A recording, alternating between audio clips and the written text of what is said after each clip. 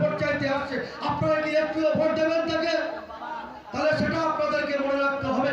আজকে আপনাদের সামনে বিজেপি বলছে মিডিয়ার মাধ্যমে, বিশেষ করে যারা আমাদের মহিলারা আছে গ্রামে গঞ্জে, বিজেপির যারা মহিলারা আছে তারা প্রচার করছে যে আমাদের বিজেপি যদি ক্ষমতায় আসে অন্নপূর্ণা ভান্ডার দেওয়া হবে এবং 3000 টাকা করে দেওয়া হবে। এটা প্রচার করছে বিজেপিরা, তাই তো?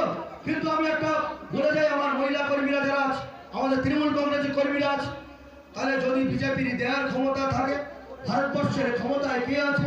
বিজেপি সরকার আছে। তাহলে ভারতবর্ষের সরকার যদি ঘোষণা করে দেয় যে ভারতবর্ষে যত মহিলা আছে সবাইকে লক্ষ্মীর ভান্ডার বা অন্নপূর্ণা ভান্ডার দেবো, তাহলে তো হয়ে গেল। কিন্তু ভারতবর্ষের প্রধানমন্ত্রী করতে পারছে না কেন? এটা বিজেপির কাছে আপনারা জবাব চাইবেন।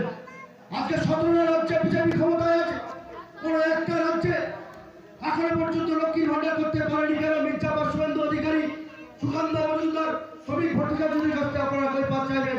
যারা বিজেপির কর্মীরা আপনাদের কাছে বলছে যে লক্ষ্মী ভান্ডার দেবে, তাহলে আজকের ভোটের সময় দিল্লিতে বলেছিল আমরা লক্ষ্মী ব্যাংক দেবো, অর্থাৎ লক্ষ্মীর ভান্ডারের মধ্যে একটা প্রকল্প টাকা দেবো। আজ 2 বছর হতে যাচ্ছে, একটা টাকা পর্যন্ত মায়েরা পায়নি। ভোটের নামে লোভ দেখিয়ে মহিলা ভোট করার জন্য আজকের বিজেপি এই চক্রান্ত করে